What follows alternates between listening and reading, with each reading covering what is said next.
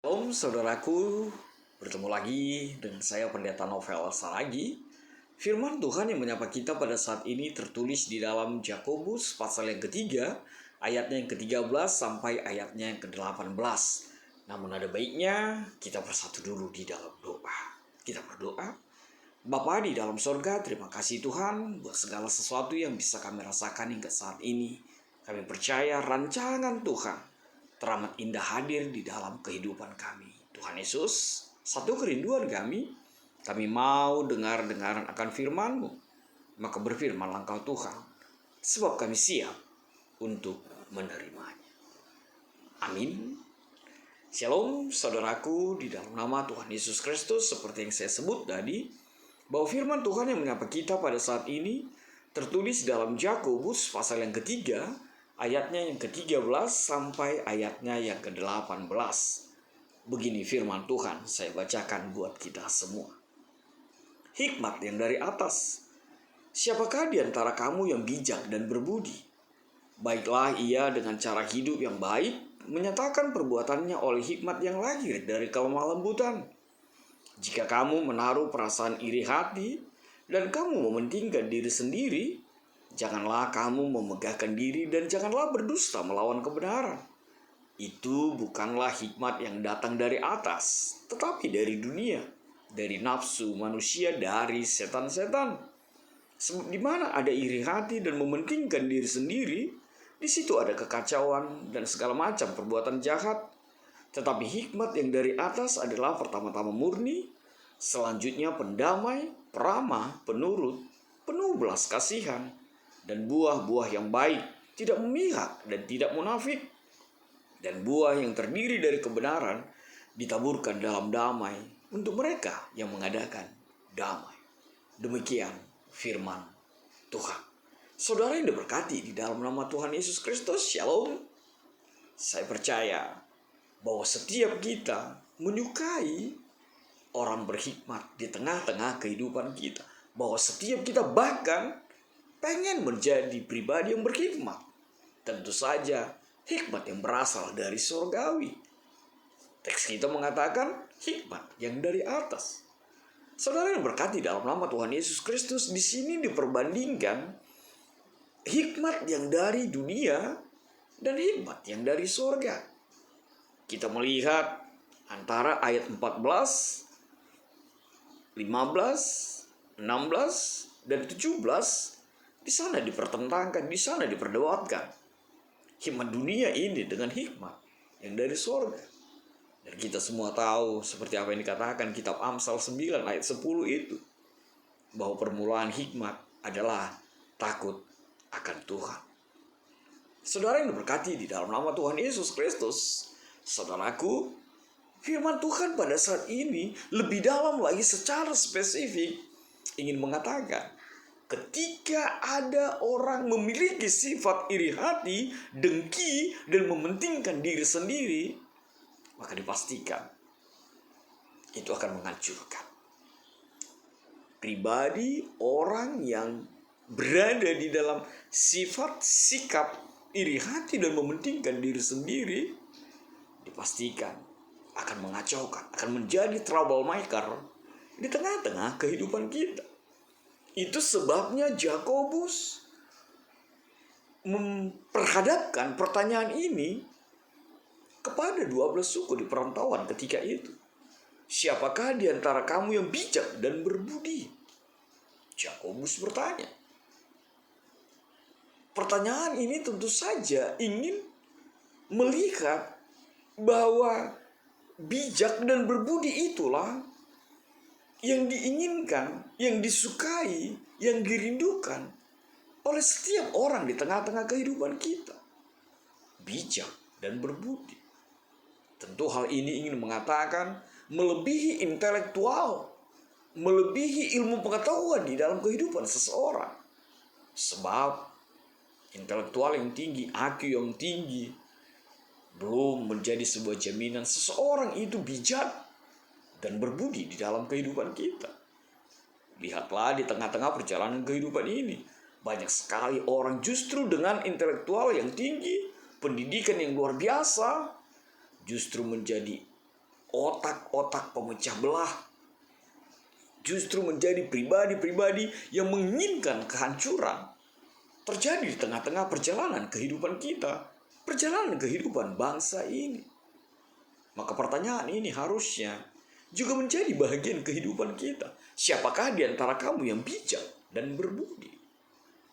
Sebelum kita kupas apa yang dimaksudkan oleh kebenaran firman Tuhan pada saat ini kepada kita, saudaraku, Yakobus adalah saudara tiri dari Tuhan Yesus dan pemimpin gereja di Yerusalem yang pada umumnya dipandang sebagai penulis dari kitab ini.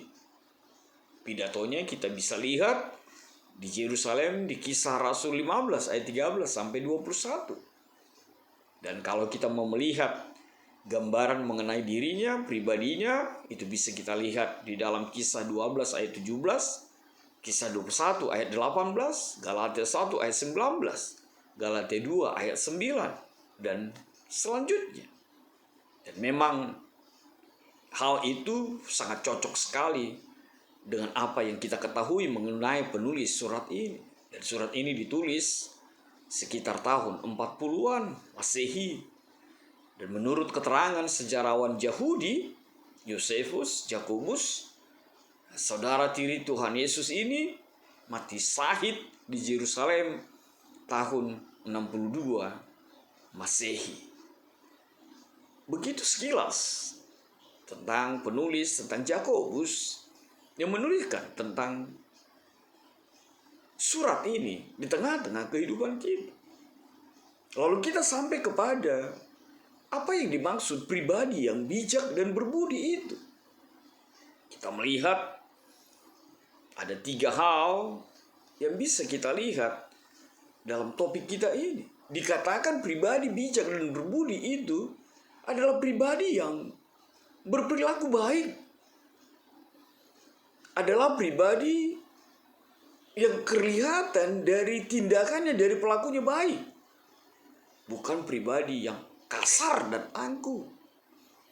Lalu yang kedua, pribadi yang bijak dan berbudi itu kita lihat adalah pribadi yang memiliki hikmat sejati dan terlihat melalui perbuatan-perbuatannya. Artinya apa? Perilakunya tidak hanya bicara tentang perkataannya, tapi juga bicara melihat tindakannya secara utuh di dalam perjalanan kehidupannya. Itu makanya dikatakan, baiklah ia dengan cara yang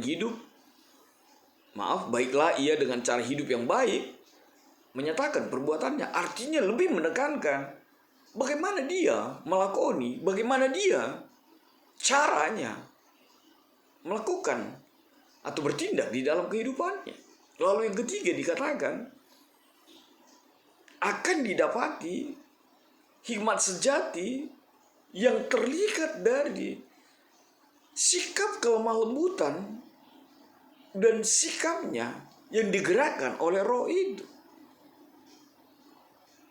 Lalu firman Tuhan ini menjelaskan lebih dalam lagi seperti apa yang saya sebut tadi di awal. Ketika kita ada pribadi yang iri hati dan perselisihan, itu dipertentangkan, itu sangat bertolak belakang dengan kelemah lembutan. Dan kita melihat yang kedua, perbuatan itu dipaparkan di dalam konteks firman Tuhan pada saat ini. Urutan perbuatan-perbuatan itu disebutkan. Pertama sekali timbul iri hati. Lalu iri hati itu akan memicu perselisihan. Perselisihan akan berusaha mencari-cari alasan yang pastinya untuk membenarkan diri sendiri dan menjadi sebuah kesombongan. Bahkan akhirnya berdusta, bahkan melakukan segala cara untuk menjadi pribadi yang membenarkan diri sendiri, dan dipastikan akan timbul kekacauan dan perbuatan jahat akan semakin merajalela di dalam kehidupan kita. Orang yang hidup dalam kebencian, orang yang hidup dalam iri hati, dalam pertikaian, hidup dalam kekacauan, dan mudah terpancing, dipastikan akan terus dan terus berbuat kejahatan. Itulah hikmat yang bersumber dari dunia ini. Hikmat sorgawi tidak akan berada di dalam segala sesuatu yang dinyatakan di awal tadi. Hikmat dunia itu dikatakan bersumber dari nafsu manusia. Bahkan itu digerakkan oleh kuasa-kuasa si iblis, setan-setan. Seperti apa yang dikatakan oleh ayat yang ke-15 itu. Hikmat keduniawian itu akan bertindak dari dorongan hatinya, kemauan dirinya sendiri. Dan yang pasti berusaha selalu menyenangkan, memuaskan keinginan dirinya sendiri. Dan hikmat dunia itu adalah nafsu manusia yang ingin memanjakan dagingnya, merawat tubuhnya untuk memuaskan nafsu dan keinginannya. Atau dalam bahasa aslinya dikatakan psikike. Itu adalah sifat kebinatangan dari manusia, pekerjaan akal alami semesta tanpa terang dari Roh Kudus di dalam kehidupannya. Dan kita diperhadapkan dengan hikmat yang bersumber dari Tuhan itu. Apa itu? Hikmat sejati itu, hikmat yang dari atas itu adalah anugerah Tuhan semata. Hikmat itu tidak diperoleh dengan cara bergaul dengan manusia. Tidak diperoleh dengan pengetahuan akan dunia ini. Tetapi hikmat itu berasal dari sorga. Hikmat itu berasal dari Allah Bapa. Dan kita lihat apa yang menjadi unsur-unsur dalam hikmat yang sejati itu. Dikatakan yang pertama, hikmat sejati itu adalah bicara tentang kemurnian. Tanpa campur dengan segala sesuatu yang ada di dunia ini. Hikmat sejati itu murni. Hikmat sejati itu tidak terkontaminasi. Yang kedua dikatakan, hikmat yang dari sorga itu adalah pendamai. Pribadi yang suka damai dan menjadi pelaku kedamaian itu adalah orang yang bijak dan selalu berusaha menghadirkan kedamaian, menjaga kedamaian. Sehingga kedamaian itu terwujud selalu dalam kehidupan. Lalu yang ketiga kita melihat unsur hikmat itu, hikmat sejati itu adalah peramah. Peramah dalam arti tidak mati-matian menuntut haknya saja. Tapi dia selalu berusaha dan terus melakukan apa yang menjadi kewajiban. Yang keempat dikatakan bahwa hikmat surgawi itu penurut. Artinya penurut dalam arti mau meletakkan keberadaan dirinya, keinginan hatinya di bawah kaki salib Yesus itu. Artinya dia mendahulukan selalu apa yang Tuhan mau terjadi dalam hidupnya. Lalu yang kelima kita melihat hikmat surgawi itu penuh belas kasihan dan buah-buah yang baik. Hatinya condong kepada sesuatu yang baik, sesuatu yang luhur. Lalu yang keenam disebutkan oleh firman Tuhan ini, hikmat surgawi itu tidak memihak. Artinya dia tidak pernah berada di dalam kecurigaan. Dia selalu berada di dalam ketulusan. Dia tidak pernah seuzon, berpikir negatif tentang orang lain. Lalu yang ketujuh dikatakan, hikmat dari sorga itu adalah pribadi yang tidak munafik. Tidak selalu merancang kejahatan bagi orang lain. Dan itu menjadi bagian sentral dari apa yang dimaksud hikmat yang dari sorga itu. Saudaraku, dalam nama Tuhan Yesus Kristus, saat ini kecerdasan intelektual saja itu tidak cukup. Kalau hidup kita ingin sukses, kita harus memiliki kecerdasan emosional dan juga kecerdasan spiritual. Perbedaan hikmat surgawi dan hikmat duniawi itu begitu nyata. Perbedaan sumber akan mengakibatkan perbedaan motivasi. Kalau sumbernya dari sorga, maka motivasinya adalah kebaikan. Seperti apa yang Tuhan mau. Adalah kedamaian. Seperti apa yang Tuhan inginkan terjadi dalam kehidupan kita. Maka saudaraku, di dalam nama Tuhan Yesus Kristus, kalau kita melihat dari Kamus Besar Bahasa Indonesia, hikmat itu berarti kebijakan, kearifan, dan kesaktian. Kebijakan berasal dari kata bijak yang berarti selalu menggunakan akal budi, cerdik, dan pandai. Kebijakan itu juga bisa berarti kebijaksanaan, kepandaian, dan kemahiran. Kalau secara alkitabiah, kita bisa melihat di dalam Mazmur 111 ayat yang ke-10 menyatakan, permulaan hikmat adalah takut akan Tuhan. Semua orang yang melakukannya berakal budi yang baik. Puji-pujian kepadanya tetap untuk selama-lamanya. Sedangkan dalam Amsal 9 ayat 10 dinyatakan, permulaan hikmat adalah takut akan Tuhan. Dan mengenal yang Maha Kudus adalah pengertian. Sekarang, saudara, dalam nama Tuhan Yesus Kristus, Yakobus dalam suratnya bertanya kepada ke-12 suku di perantauan itu. Lalu pertanyaan itu juga hadir saat ini bagi kita. Siapa yang berhikmat? Siapa yang berbudi? Siapa yang bijak? Baiklah dia hidup dengan cara yang baik. Baiklah dia hidup menghadirkan hikmat yang bersumber dari kelemah lembutan itu. Maka saudaraku, di dalam nama Tuhan Yesus Kristus, apa yang bisa kita petik yang menjadi refleksi dari kitab ini? Dari tema kita, hikmat yang dari sorga.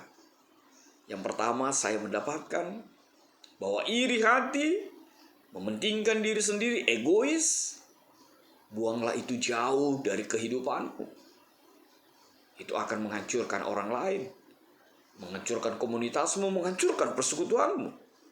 Bahkan ingat, akan menghancurkan dirimu sendiri. Maka jangan pernah iri hati, apalagi egois. Yang kedua, Amsal 9 ayat 10 mengatakan permulaan hikmat adalah takut akan Tuhan. Maka takutlah akan Tuhan. Maka hikmat yang bersumber dari sorga itu, hikmat Tuhan itu akan dianugerahkan kepadamu. Yang ketiga, jadilah pembawa damai. Sebab itu yang Tuhan inginkan terjadi dalam kehidupan kita. Jangan hanya menginginkan kedamaian, jangan hanya mencintai kedamaian, tapi jadilah pembawa damai itu seperti apa yang dikatakan oleh ayat yang ke-18 itu. Yang terakhir, banyak pribadi atau keluarga berantakan.